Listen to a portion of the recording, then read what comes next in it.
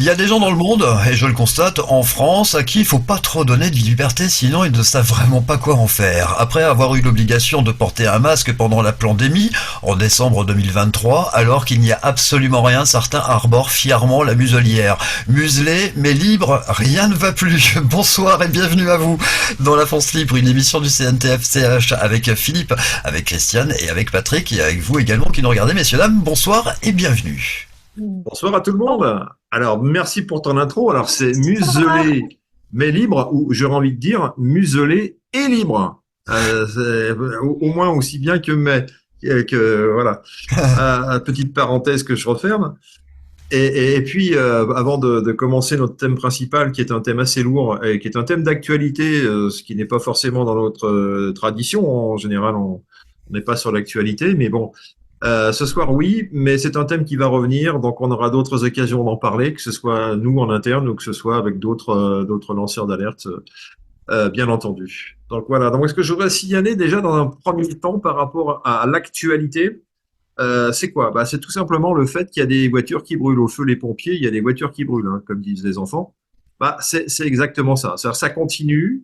Et on a des vidéos où on voit des véhicules électriques, évidemment, qui sont plongés dans un bain réfrigérant d'eau, évidemment, hein, et que lorsqu'elles en sortent avec un système mécanique, eh bien, dans les minutes qui suivent, on assiste à la prise, à nouveau à l'incendie de la voiture, avec des flammes qui sont pas des flamèches, hein, c'est vraiment un bel incendie, ce qui veut dire que dès que la voiture revient à l'atmosphère, elle prend feu. Ah, ok.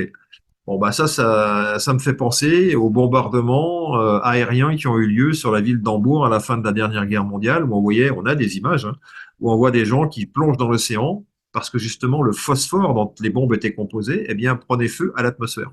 Alors, est-ce qu'il y aurait du phosphore dans les voitures électriques? Je ne suis pas suffisamment technicien pour répondre oui ou non, peu importe. Mais en tout cas, il faut chercher du côté de la cohabitation d'un certain combustible avec l'oxygène, quoi. Et visiblement, rien n'est maîtrisé en la matière, et c'est assez inquiétant. Et la question qui se pose, c'est la filière électrique, voiture électrique, a-t-elle encore un avenir? Enfin, je pose la question sans répondre à la question. Voilà. Voilà ce que je voulais dire en introduction. Alors, est-ce qu'on a quelque chose à voir en vidéo, Oui, Sylvain? absolument Philippe. Nous avons l'actualité en images, je vais pas en dire plus, je vais vous laisser découvrir. C'est assez humoristique. L'actualité en images tout de suite. Macron exploite le Conseil de la science pour vendre la réforme des retraites. Un tour de passe-passe politique et hanté. Dans cet article au vitriol, plongeons dans les méandres du génie de la communication d'Emmanuel Macron. Préparez-vous à un voyage plein de sarcasme, où le rire se mêle à l'analyse critique. Quel visionnaire ce Macron! Un véritable génie de la communication, capable de transformer un conseil scientifique en un spectacle de promotion pour la réforme des retraites. Parce que franchement, quoi de mieux pour motiver des chercheurs que de leur rappeler qu'ils devront bosser jusqu'à la fin des temps pour financer la science? C'est tellement évident. Et cette audace, cette subtilité dans le discours. Travailler plus longtemps quand on vit plus longtemps, comme si c'était la découverte du siècle. On aurait presque envie de dire « Bravo, Macron, tu viens de résoudre l'équation de la vie éternelle ». Et bien sûr, créer plus de richesses en travaillant jusqu'à l'agonie, c'est la recette magique pour tous nos maux sociaux. La cohérence macronienne et ce petit sourire en coin, cette autosatisfaction à revendre. Je suis cohérent dans mon approche, dit-il. Eh bien, tant mieux pour toi, Macron. On ne voudrait surtout pas que tu perdes ta cohérence en plongeant dans le monde irrationnel de la logique et du bon sens. Qui aurait pensé que le Conseil de la science serait l'endroit idéal pour vendre des réformes impopulaires? Macron, bien sûr. Un véritable magicien de la politique. Bravo, vraiment, bravo. Citation de madameraleuse.com. Macron, le magicien politique, transforme la science en lapin pour justifier sa réforme des retraites. Le seul moyen de le faire, c'est de continuer de réformer. Je crois que, y compris les réformes impopulaires prises cette année, travailler plus longtemps quand on vit plus longtemps, c'est ce qui permet ensuite de créer plus de richesses et de financer la science. Donc je suis cohérent dans mon approche. Et on ne peut pas ensuite déplorer des conséquences dont on aurait chéri les causes. Et je pense surtout que c'est en innovant et en créant plus de richesses qu'on peut financer tout ça. Et à cet égard, la science, la recherche joue un rôle absolument fondamental pour nos sociétés. Encore plus vital que dans des sociétés de rattrapage, dans des sociétés dont les modèles économiques, en quelque sorte, leur donnent plus de souplesse. Et donc on a besoin de continuer à chercher pour créer, pour inventer, pour ensuite déployer des innovations de plus en plus fortes. Et puis enfin, c'est un enjeu fondamental de souveraineté. Et nous sommes de plus en plus confrontés, là aussi, à une géopolitique non coopérative de la connaissance qui est, je dirais, une recomposition accélérée du monde dans lequel nous vivons. Je me bats pour qu'on continue à avoir une science ouverte, vivant sur la coopération et l'ouverture entre les chercheurs, quels que soient les troubles géopolitiques. Mais regardez ce qui se passe dans le monde où nous vivons. On a vu au moment de la pandémie, pour la première fois depuis bien longtemps, de la non-coopération académique venant du Grand Est. Génie de la communication, voire peut-être un peu maître des ténèbres, vivre plus pour travailler plus. C'est génial. Oui, alors ça c'est déjà pas mal, mais la dernière phrase était quand même suffisamment sombre et bizarre pour attirer l'attention, mais on n'a pas compris ce que ça voulait dire. Ce qui venait du Grand Est, j'ai pas vraiment compris le sens de ces paroles.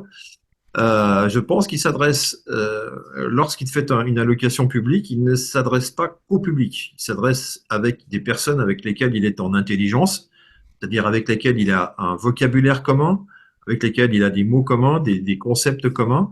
Et ceux-là ont dû comprendre ce qu'il a voulu dire à la fin de son discours, contrairement à nous qui ne sommes pas conviés à comprendre. Hein, voilà. Alors, il y a aussi autre chose il parle de comment dirais-je, à un moment donné, de rationalité. Voilà, c'est le mot que je cherchais.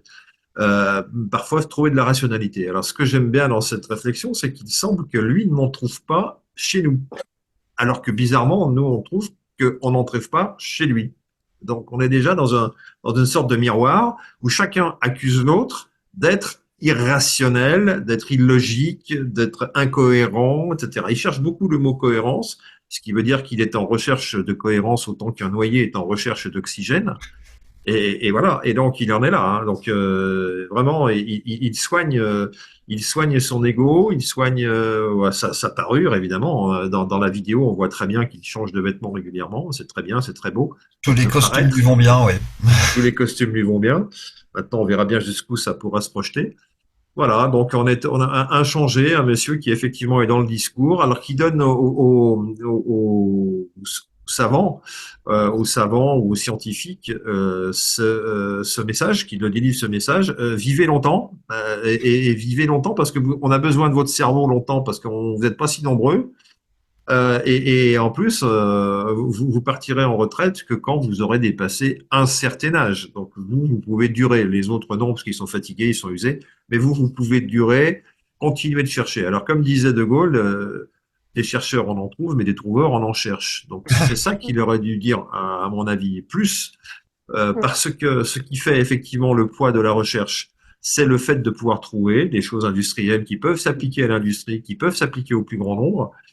Et ça, ce moteur-là, il est en panne depuis longtemps. Et en France, il se passe plus rien au niveau des découvertes. C'est la raison pour laquelle au temps de Giscard d'Estaing, où les choses ont démarré, c'est-à-dire qu'on a commencé à accumuler de la dette. On accumulait de la dette en se disant, ça va être payé par les résultats industriels de la France. On va faire du 3%, du 4%, et ça va nous rembourser la dette parce que nous avons des ingénieurs, parce que nous avons des scientifiques, parce que nous avons une industrie. Tout ça est tombé à l'eau. Et nous avons perdu successivement, je ne vais pas faire la liste, mais on va arriver aux centrales nucléaires sur lesquelles nous avions un savoir-faire particulier, sans parler de l'avionique et d'autres espaces encore, où nous avions un savoir-faire reconnu et particulier. Eh bien, tout ça est parti racheté, et on va finir exactement comme le port d'Athènes, qui a été racheté par les Chinois, qui sont rentrés en Grèce en poussant la porte avec les pieds, comme on dit, hein, et qui ont dit, bah non, ça nous intéresse pas d'acheter votre dette. Par contre, on veut bien acheter le port du Pirée. Enfin, la moitié nous suffira. Allez hop. Et là, on commence à vendre les actifs, c'est-à-dire à vendre les bijoux de la couronne. Et c'est ça aussi à quoi Monsieur Macron nous prépare. Voilà, donc dans tout ce qu'on voit, Monsieur Macron est effectivement le phénix qui attire la vue, qui attire le regard, et qui a des choses à nous dire de façon directe, mais le plus souvent de façon indirecte et connivente avec ceux qui peuvent ou qui savent décoder ce qu'il a à nous dire. Mm. Et moi, je voulais faire une remarque sur le fait de travailler plus longtemps parce qu'on, il dit pas parce qu'on va vivre plus longtemps, parce qu'on vit plus longtemps. Mais dans quel état est-ce qu'on vit? La plupart des gens sont sous médicaments, comment ça s'appelle, des Anxiolytique. anxiolytiques, merci. Prozac. Euh, je veux dire, moi, je vois de plus en plus de gens dans la rue qui marchent avec des béquilles.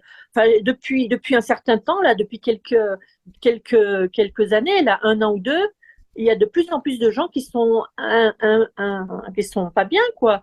Donc, même très jeunes. Donc, je vois pas où il va trouver ces travailleurs pour travailler plus longtemps. Ben, peut-être justement, ceux qui seront en forme vont travailler pour ceux qui n'y arriveront plus. Oui. Alors on en revient, je fais juste une parenthèse, on en revient à un sujet de l'immigration. Est-ce qu'il prévoit justement de remplacer les gens qui sont de moins en moins valides par une foule de migrants qui travaillera pour un bol de riz et un Coca-Cola? Bah, disons que si la France avait une puissance industrielle, comme l'Allemagne a pu en avoir une à une époque, oui, on aurait besoin d'une main-d'œuvre. Oui, l'argument qui consiste à dire on n'a plus assez de bras en France et qui pourrait justifier une immigration contrôlée, vérifiée et légale, euh, eh bien oui, ça pourrait se justifier. Mais en l'état actuel des choses, l'immigration, les migrants viennent surtout, malheureusement, c'est un constat, profiter de la manne financière des services sociaux, de tout ce qui est de l'ordre du social, hein, le chômage, les RSA, la CMU, que sais-je encore, qui nous permettent à ces personnes de vivre largement aussi bien que de là d'où ils viennent. Et en plus, dans la paix, c'est-à-dire sans traverser la rue sous les tirs, pas encore, hein, ça viendra peut-être, et qui trouvent un havre de paix dans la douce France, connue dans le monde entier pour être la douce France. Voilà. Donc c'est normal que ça attire un certain nombre de personnes, ça me semble logique. Oui. Alors, est-ce que cette immigration sera incitée ou stoppée parce que justement on veut remplacer des éclopés ou des invalides fatigués de vivre dans un contexte difficile pour les remplacer par des jeunes plus fringants qui eux sont prêts, qui ont une sorte de vivacité interne que nous n'avons pas, qui viennent de pays où effectivement on apprend à survivre et à être heureux de vivre, alors qu'en Europe on a plutôt une tendance à être morose, à être suicidaire, voilà, à être dépressif. C'est plutôt ça l'ambiance. Donc, oui, il y aura sûrement une augmentation des quotas d'immigration. On a des quotas qui sont établis ou pas établis. C'est-à-dire qu'on fait semblant de ne pas voir qu'il y a de l'immigration ou de dire, bah oui, qu'est-ce que vous voulez, on peut rien y faire, et ils sont passés par-dessus les grillages. Bon, très bien. Et puis, il y a celles où on décide de regarder ailleurs pour laisser passer effectivement des flots qui ont été anticipés par nos gouvernants et ceux qui les dirigent. Voilà. Donc, c'est à ça qu'on va assister, à mon sens. Le thème de ce soir, nous allons réfléchir sur un projet de loi contre les dérives médicales sectaires. Oui, alors je veux bien enchaîner aussi, hein. Les dérives médicales sectaires. Alors ça, c'est quelque chose, il faut être précis. Que nous dit ce projet de loi? D'abord, ça n'est qu'un projet, hein, rien n'a été voté, il ne faut pas trop s'agiter. Mais ça va passer forcément au Sénat dans pas très longtemps, dans lequel il est dit que toute entreprise de contradiction de ce qui est dit par les autorités naturelles de la santé, c'est-à-dire pour faire court et pour aller au sommet de la pyramide, l'Organisation mondiale de la santé, tout ce qui sera contradictoire sera considéré comme de l'ordre d'une dérive sectaire et sera punissable d'1 an de prison et de 15 000 € d'amende. Voilà. Donc ça, c'est le projet. Après, on va discuter s'il aura lieu, comment il aura lieu, mais ce qu'on peut déjà dire aujourd'hui, c'est que on est un petit peu surpris par cette annonce.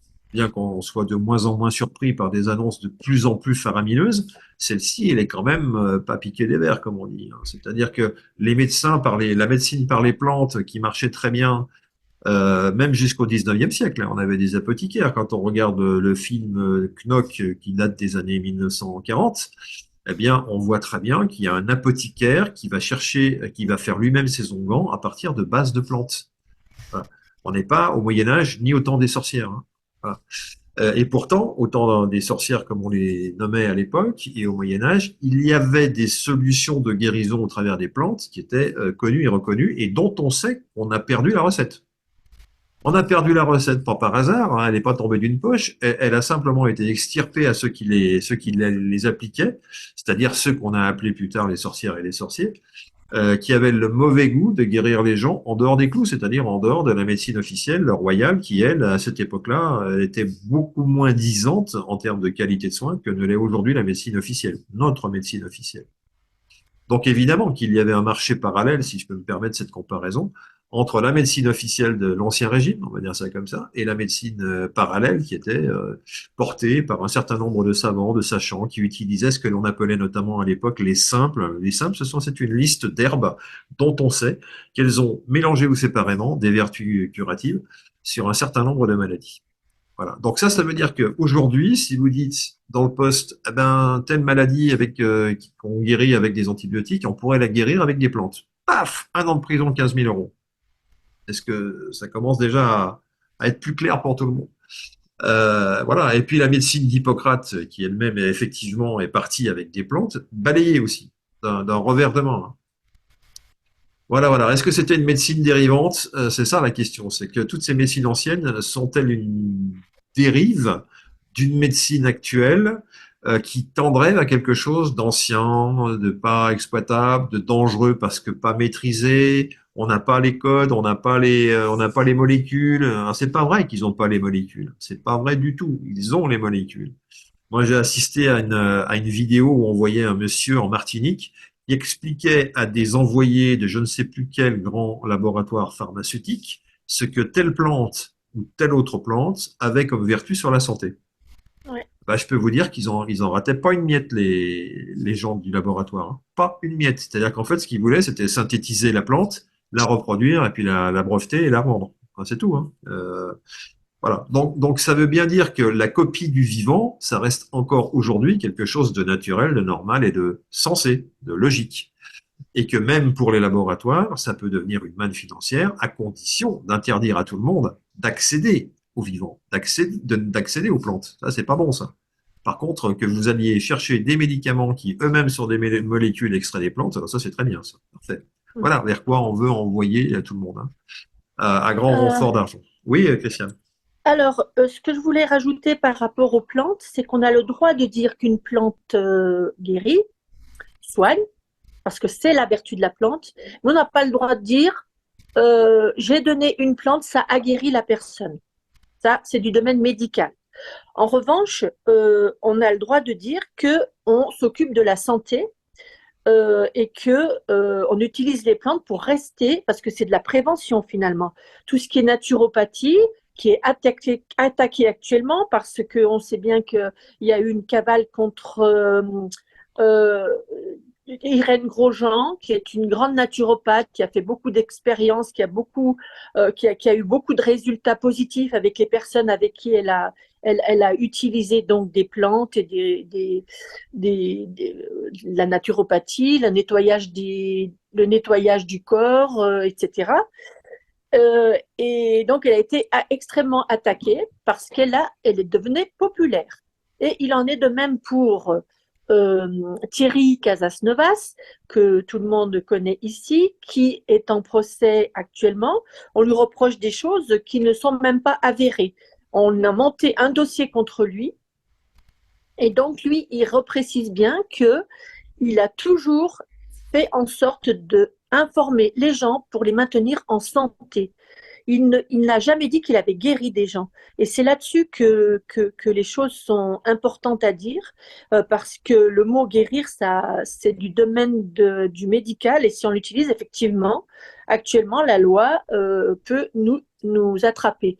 Mais la nouvelle loi tente à vouloir interdire toute pratique dans la mesure où elle n'est pas conforme aux pseudo-sciences de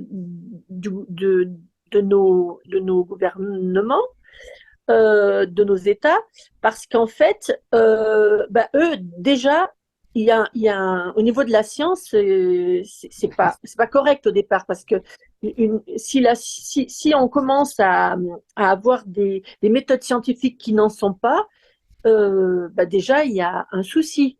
Et donc la science peut prouver qu'une plante peut permettre à une personne de se détoxifier. Et à partir du moment où on nettoie son corps, plus le corps est nettoyé, moins il aura des problèmes de maladie. Absolument. Donc, que penser d'une dérive sectaire qui met le gouvernement en échec sur le résultat obtenu avant l'injection? Voilà. Alors, on nous avait promis, faites-vous injecter et vous n'aurez pas de contamination. Il n'y aura pas de contamination. Ouais. Vous ne diffuserez pas et vous serez protégé de la maladie. Voilà. Et puis, on s'est rendu compte que parmi les malades, les plus nombreux, c'était ceux qui avaient été injectés. Alors, est-ce que ça, c'est une dérive sectaire de croyance, ce qu'on nous a fait passer pour de la science? Et est-ce que nous, on peut leur retourner le compliment en leur disant, est-ce qu'il n'y aurait pas une dérive sectaire quelque part à nous avoir fait des promesses qui sont tenues à l'envers, quoi. C'est à peu près le contraire qui s'est passé. On est dans l'inversion. Donc là, c'est un début de polémique. Et puis, oui, Christiane. Non, non, vas-y, finis. Non. C'est la contradiction aussi de la parole de l'OMS, l'Organisation mondiale de la santé, qui est en cause. C'est-à-dire que si je guéris, alors là j'emploie le verbe guérir, hein, c'est-à-dire je suis malade, demain je guéris, en dehors des clous, c'est-à-dire en n'ayant pas pris les médicaments recommandés par l'OMS, je deviens je deviens un dérivateur sectaire en même temps que mon thérapeute. Mon thérapeute, il m'a conseillé des choses, j'ai guéri, je dis que je suis guéri, et là je suis en pleine dérive. Donc c'est de ça aussi qu'il s'agit. Et oui, j'ai un exemple là-dessus. Il y a une personne qui avait eu ce qu'on appelle la maladie là, qui a fait peur à tout le monde. Et il a pris un produit issu qui vient d'une plante des algues, hein, comment ça s'appelle déjà, la phycocyanine, ça vient du... Oh là là, j'ai des trous aujourd'hui. La phytocyanine, ça vient la des phycocyanine, algues, ça vient du... Bon, bref, passons. L'algue, là, l'algue bleue. Et donc, en une nuit, il a été complètement rétabli. Et il a eu le malheur de faire un témoignage où il a dit qu'il a été guéri et il a été obligé de se défendre au tribunal parce qu'il avait dit qu'il a été guéri, alors que les faits étaient là, il était plus malade le lendemain, quoi. Donc, voilà où on en est. La seule algue que je connaisse, c'est la spiruline. Ce serait pas ça des fois? Merci. Merci. La phycocyanine, c'est l'extrait de la spiruline, effectivement. On a des savants chez nous. Oui, en fait, donc les remèdes de grand-mère sont interdits. C'est ça. Voilà, donc il faut plus parler de remèdes de grand-mère, il faut le mieux c'est de plus en parler. Mais il est vrai que en prenant des plantes, on guérit de beaucoup de choses, hein. Non, tu peux pas dire en guérit. On peut pas dire. On peut pas dire. Tu peux pas dire Peut-être. guérit. Tu peux dire que les plantes ont des vertus et que en prenant ces plantes, on évite à notre corps d'attraper certaines pathologies. C'est effectivement le type de discours qu'il faut tenir désormais. On marche sur des œufs, comme on dit, hein, c'est-à-dire on fait attention à ce qu'on dit. La guérison est quasiment interdite, ou bien alors ce sera au prix d'une amende et peut-être même de jours de prison. Bref.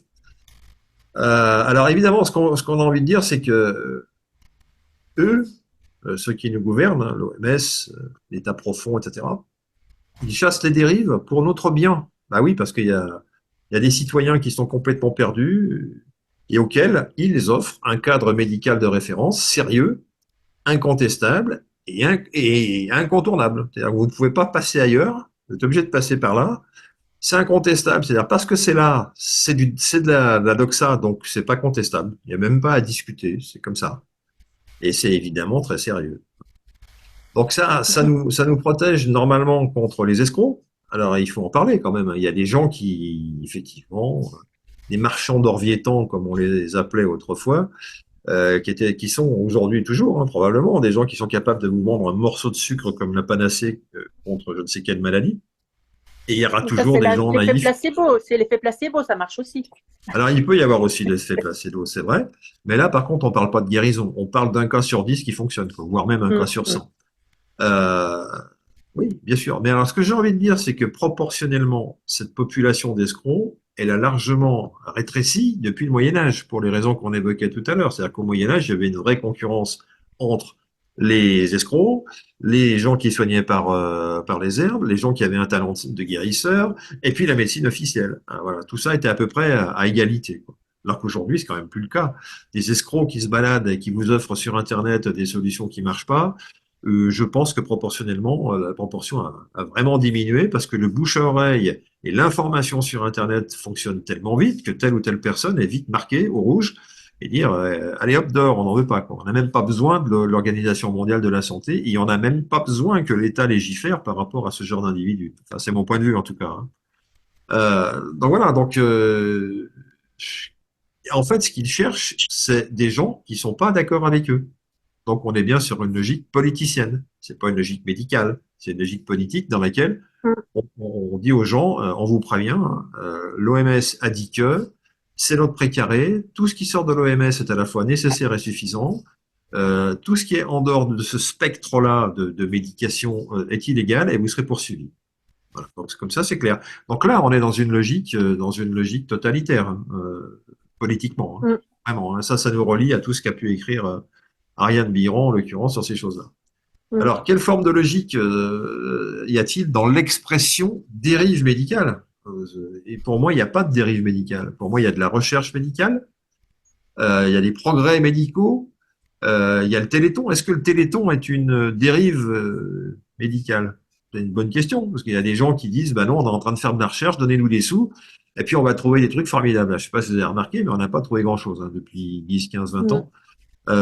Par contre, ils ont trouvé l'argent, ça c'est sûr. Mais il y a personne pour demander des comptes, comme la Cour des comptes, par exemple, qui pourrait aller voir les Téléthons en disant, bon voilà, bon, vous avez eu tant d'argent en 20 ans, combien de personnes vous avez guéri, ou quels sont les résultats probants. Or, on n'a jamais de statistiques sur les guérisons, on n'a jamais de statistiques sur rien du tout. Et on continue, comme un puissant fond, à abonder la tirelire du Téléthon, des Télétons, il y en a plusieurs. Donc voilà, est-ce que ça, ce sont des dérives sectaires? Voilà. Et puis il y a les essais cliniques. Les essais cliniques sont-ils des dérives sectaires? Alors pourquoi sectaires? Parce qu'à un moment donné, on a un gouvernement qui est assimilable à une secte. On l'a déjà dit au sein du CNTFCH. Nos différents ex-politiciens sont devenus des usurpateurs. Et aujourd'hui, comme il n'y a plus de constitution, tout simplement, eh bien, on est sur une logique de religieuse ou dite sectaire. Voilà. Donc, on est sur les sectes. Déjà, on est sur des sectes. Notre gouvernance se fait avec des gens qui sont dans une secte. En tout cas, c'est un point de vue qu'on peut défendre, y compris au travers comment dirais-je, au travers des éléments et de la grille de lecture de la Mivilude. Alors, la Mivilude, c'est cet organisme qui est justement chargé de trouver non pas des dérives sectaires, mais des sectes, tout simplement, les identifier et éventuellement d'en extirper certaines personnes qui en sont prisonnières. Voilà, ce qui est tout à fait jouable. Voilà. Alors il faut rappeler que la Mivilude, c'est un organisme d'État, et c'est sûrement Voilà, pas la Mivilude déjà. qui va nous expliquer que c'est l'État qui est dans une dérive sectaire. Mm, Voilà. mm. Donc on est quand même dans des logiques assez terribles. Voilà. Alors moi, Alors, oui. oui, pardon, t'as pas fini? Ben, si, vas-y, vas-y. Moi, ce que je voulais préciser, c'est qu'il est temps que chaque individu conscient de la dérive vers laquelle nous mènent ces usurpateurs au pouvoir, affirme sa volonté de faire cesser cette mascarade euh, comme on a dit, une secte avec des crimes contre l'humanité, et en veux-tu, en voilà. Il y en a toute une liste qu'on pourra vous pouvez aller voir sur le site conseilnational.fr.